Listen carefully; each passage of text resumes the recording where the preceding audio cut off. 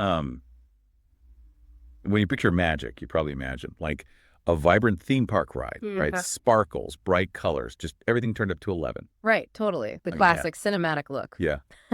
But looking at the latest Rotten Tomatoes casting updates and YouTube trailer breakdowns for the upcoming HBO Harry Potter series, the one premiering Christmas 2026, we're seeing something completely different. Welcome to your custom deep dive. Thanks for having me. And yeah, our mission today is to sift through a whole stack of sources. We've got Reddit debates, Guardian articles, you name it. Exactly.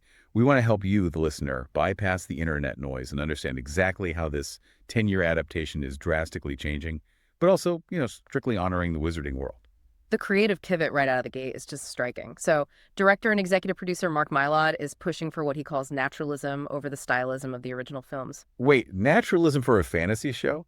Yeah, and you see it immediately in the visuals. Like, Harry's cupboard under the stairs is bare, dingy, and just stripped down to the studs.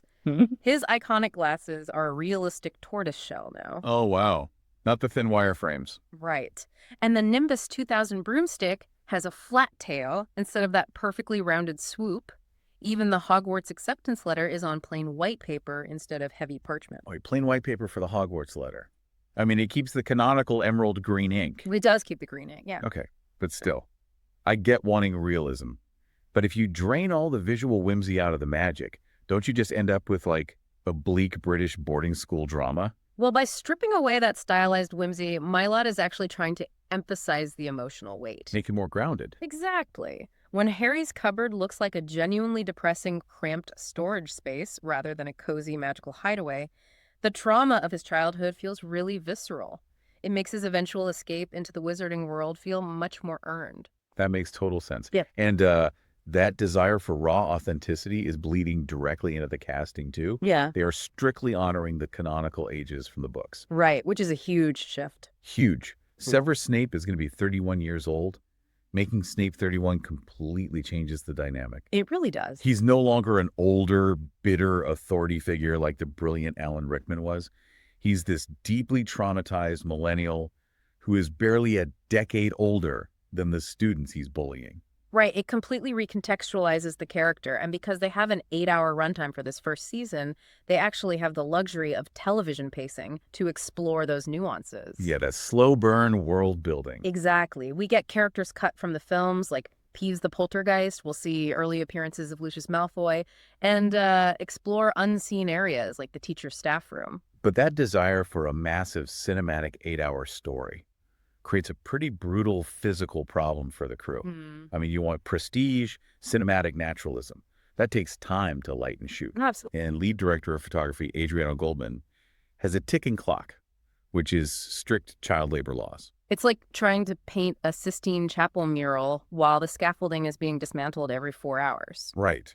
It requires intense pre-production to make sure everything runs flawlessly the second those kids step on set. Yeah. And while bringing a 90s story into the modern era is a logistical hurdle, the production is simultaneously colliding with intense real-world cultural battles. It is. Looking at our sources, it's honestly impossible to talk about this show without addressing those clashes. But as we go through this, we want to be really clear to you, the listener, our goal here isn't to take a side or endorse any of these politics. Right. We're simply looking at the reality of the production environment as it is being reported in the sources, completely impartially. Exactly. So the sources document two major controversies. First, the ongoing backlash regarding executive producer J.K. Rowling's public anti-transgender comments. Which has obviously created a massive rift in the fandom and drawn heavy scrutiny to the project. Yeah. And second, there are reports of horrific racist death threats directed at Papa Ezidue following his casting as Snape. It's awful. Ezidue has actually spoken publicly about using that backlash to fuel his performance, though. He did, yeah. Pointing out that the core themes of the books are literally about love triumphing over hate. Which really leaves you to consider a critical question about how modern audiences consume art. Can a massive cultural touchstone ever truly be separated from the real-world politics of its creators and its fandom? It's a tough question. So we're looking at a new adaptation leaning hard into a gritty visual naturalism, diving deep into canonical casting that redefines iconic characters and expanding the lore. all while navigating a deeply polarizing real-world landscape. And if this series successfully airs until 2037 as planned, an entire generation will grow up alongside it. Which brings us to a final thought for you to mull over. Yeah. Will this new, highly grounded Harry Potter ultimately serve as a faithful reflection of the original books? Or will it inevitably become a mirror for the anxieties and cultural shifts of our current decade?